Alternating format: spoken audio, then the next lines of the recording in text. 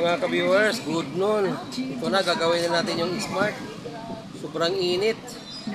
Talagang kailangan natin gawin at yung may-ari gusto ng manood ng TV. Okay, ito yung issue nito. Pakita ko muna sa inyo. Kung makita nyo mga ka-viewers, naka-plug in na yan at may power na siya. Pipinutin ko yung power. Kung makita mo yung ilaw, nagakindat-kindat. Okay? Pero pag masdan nyo yung kanyang screen, ay wala siyang reflect.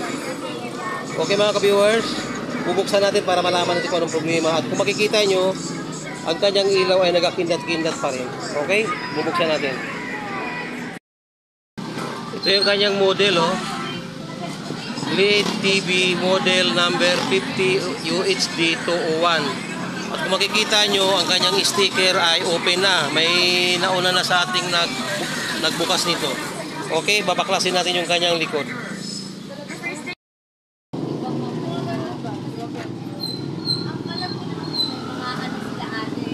Okay mga ka-viewers, ito yung kanyang motherboard. Kung makikita nyo ay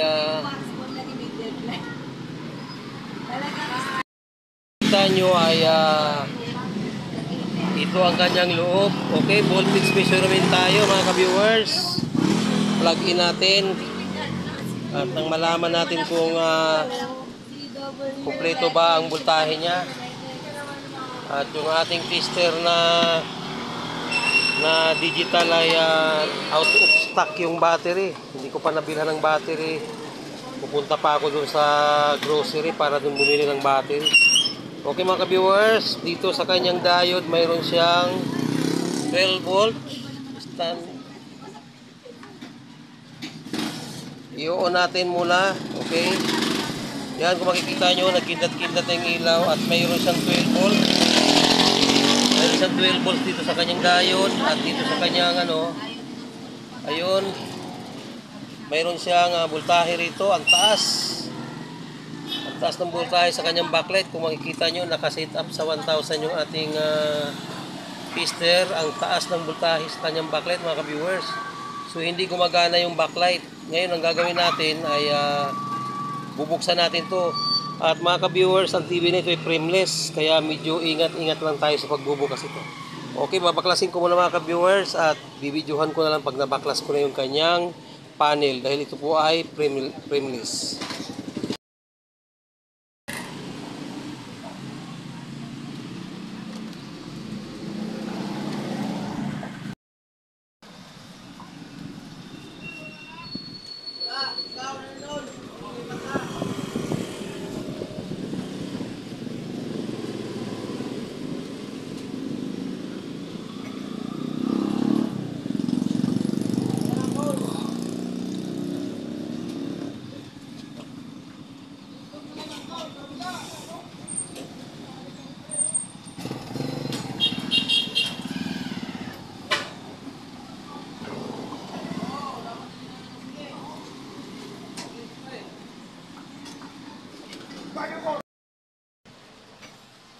Okay mga ka-viewers, natanggal na yung LCD. Kung makikita nyo ay natanggal ko na. Ayun siya. Okay mga ka-viewers, natanggal na ang LCD. Iningatang maigi yan at napakanipis. Hindi po pwedeng barabarahin ang pagtanggal ng LCD na yan. Okay. Tatanggalin pa natin itong pinakaano niya para makita natin yung kanyang problema sa loob. Baklas ko na, oh. Okay mga ka-viewers, nabaklas ko na. Makikita mo ang kanyang ilaw ay 2, 4, 6, 8, 10, 12, 14. 14 ang kanyang ilaw mga ka-viewers. Dalawang strip. 28 lahat ang ilaw. Titingnan natin kung gumagana pa ba ang ilaw nito. Tingnan natin kung gumagana pa ang ilaw.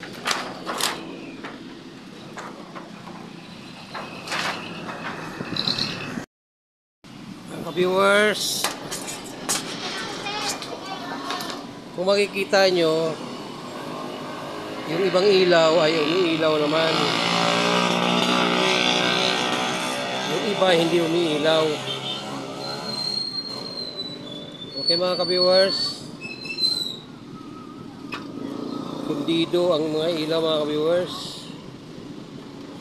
Makikita nyo,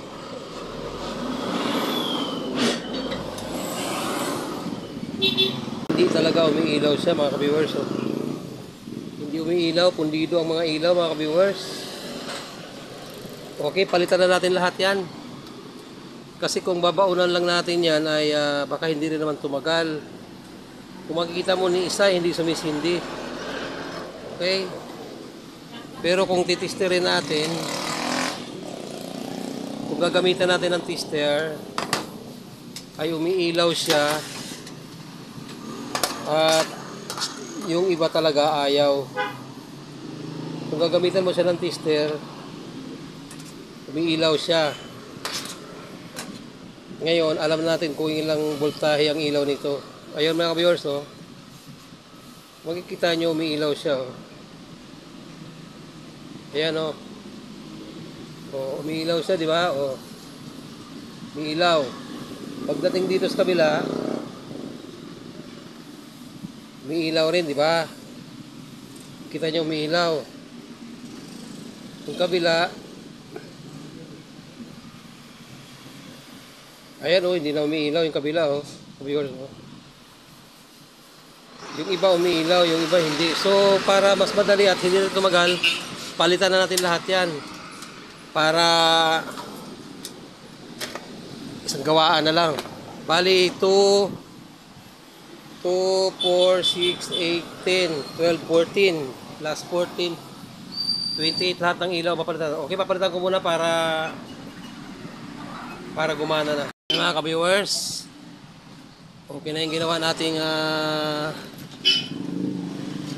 backlight. Kung makita nyo ay pinalitan natin yung kanyang backlight.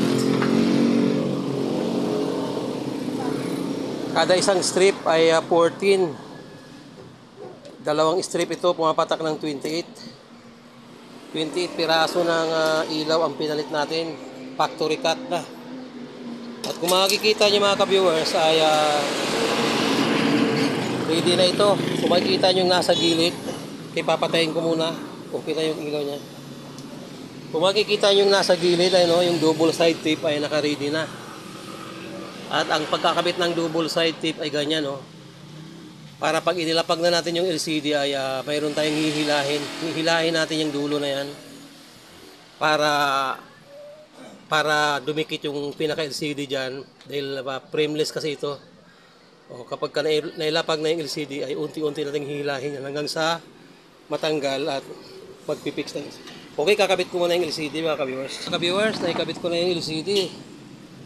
Kung makikita nyo, napakahirap ikabit niyan. Okay.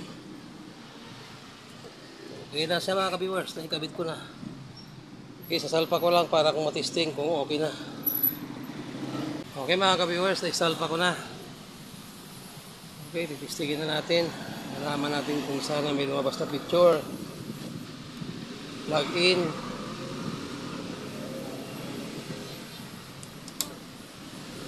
Kung makikita nyo ay may ilaw na siya.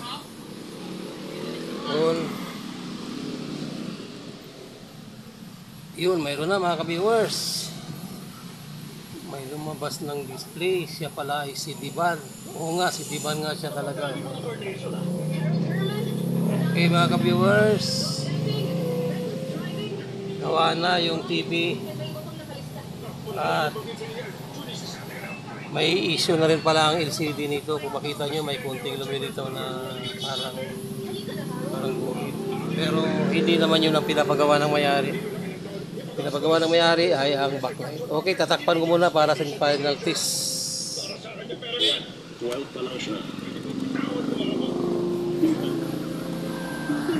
Okay na mga ka-viewers, gawin na.